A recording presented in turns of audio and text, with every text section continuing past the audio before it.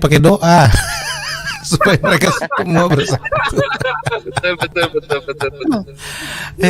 Saya yang sedih itu begini, Bro Joshua. Sejak tahun lalu ya, karena dari Bro Sam, saya juga belajar banyak dari Bro Sam ya. Thank you Bro Sam, God bless you ya. Saya tuh penasaran di mana sih sesatnya, kan gitu ya. Di mana sih sesatnya? Lalu saya cobalah dengar video dari Brother Deki. Tahun lalu pertama kali dia dengan judul bla bla bla gitu ya. Saya coba ikutin pelan-pelan dari awal sampai akhir, habis waktu 1,5 jam. Saya nggak dapat argumentasi dan premisnya, nggak dapat. Yang dapat hanya retorika. Pak, hati-hati loh Pak, Bapak komentari doktor teologi itu Pak. Aku kan nyebut Brother Deki, dokternya kan nggak aku sebut. Oh iya. Yang kedua, cari aman banget. Aku juga pengen tahu, ini ada YouTube satu orang. Aku habisin waktu aku 1 jam. Aku catat tuh durasinya ya untuk aku komentari. Ternyata sama juga. Muter-muter, namanya premis, argumentasi tidak ada, kecuali lari nangis bapak-bapak itu loh,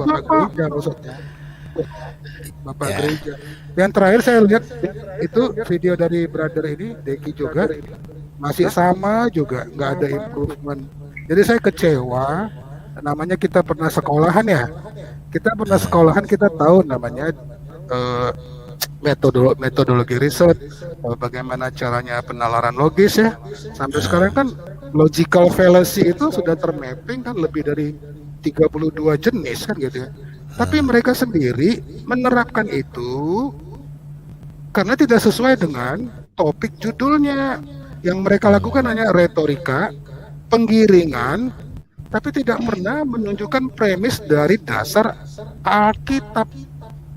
Kalaupun dari dasar Alkitab, tetapi penalaran logis yang mereka gunakan hanyalah penalaran logis linear, yaitu berusaha mempersonifikasikan Allah pencipta semesta alam menggunakan segala kemampuan manusia, kecerdasan manusia yang berada di dalam dimensi time and space ini. Nggak nyambung dong. Harusnya mereka memakai penalaran logis yang paradok. Tadi kan saya bilang ayat Alkitab itu penuh dengan ayat-ayat paradok. Persoalannya rekan-rekan kita yang merasa hebat itu karena faktor senioritas kan gitu, ngerti nggak arti kata paradok? Kira-kira gitu curhat saya keselnya. Oke. Waktu saya berapa jam. Makasih. Jadi sebenarnya sebentar Pak, Sister. Sebenarnya itu sudah dikasih contoh loh. Ketika Yesus dalam perjalanan ke Kaisarea Filipi, ingat nggak? Dia kan bertanya sama murid-muridnya menurut kata orang. Nih perhatikan kata orang. Ya, pendapat orang, siapakah aku ini? Siapakah anak manusia itu? Lalu reportase berlangsung. Ada yang bilang engkau Yeremia, ada yang bilang engkau Elia, ada yang bilang engkau Yohanes Pembaptis, ada yang bilang engkau nabi yang akan datang, bla bla bla. Ya itu kata orang. Yesus tanya kedua kalinya, sama tetapi tujuannya berbeda. Ya, tapi menurut katamu, ya siapakah aku ini? Siapakah anak manusia? Tadi menurut kata orang kan? Sekarang menurut katamu, siapakah aku ini? Nah, ini kan kemudian muncul Simon Petrus yang mengatakan engkau adalah Mesias, anak Allah yang hidup. Lalu Yesus teguhkan pengakuan itu. Berbahagialah engkau Simon bin Yunus, karena bukan manusia yang mengatakan kepadamu, melainkan Bapakku yang di surga. Artinya tahu nggak ini Pak, Ibu? Kenapa? Ini yang contoh. Jadi level yang hanya bicara pendapat orang Pak, gitu ya. Ya bapak-bapak gereja punya pendapat, kutip sana, kutip sini, hanya itu modalnya dan tidak punya statement sendiri yang diilhamkan oleh Tuhan. Seperti Simon Petrus.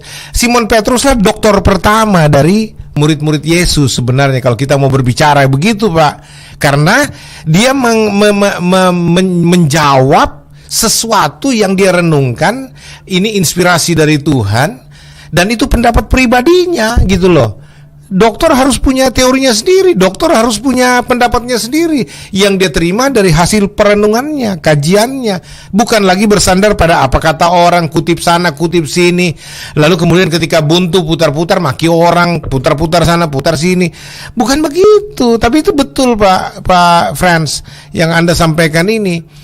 Kekecewaan jelas bermunculan di mana-mana karena ketika orang berharap lebih, apa gunanya kok sekolah jadi dokter bertahun-tahun, tapi ketika ditanya bapak-bapak gereja, dalil-dalil gereja, pendapat-pendapat orang saja, santo-santa yang Anda kutip, pendapatmu apa? Kau dikasih sekolah supaya ada pendapatmu, jangan cuma dalil-dalil. Kalau dalil-dalil orang, nah nggak usah sekolah, beli buku aja gitu loh, beli buku di mana-mana, searching Google gitu, nggak usah sekolah mahal-mahal, rugiin, jual sawah orang tua jadi dokter, tetap aja tolol, nggak ngerti apa-apa. Gimana sih ini? Punya pendapat sendiri dong, apalagi katanya beriman. Tapi ketika saya sadar Pak, oh ternyata tidak semua teolog itu lahir baru, nggak semua teolog itu, ya itu dia kuncinya di situ. Akhirnya saya bisa lebih mengerti, saya lebih bisa menahan diri daripada Paul Sang.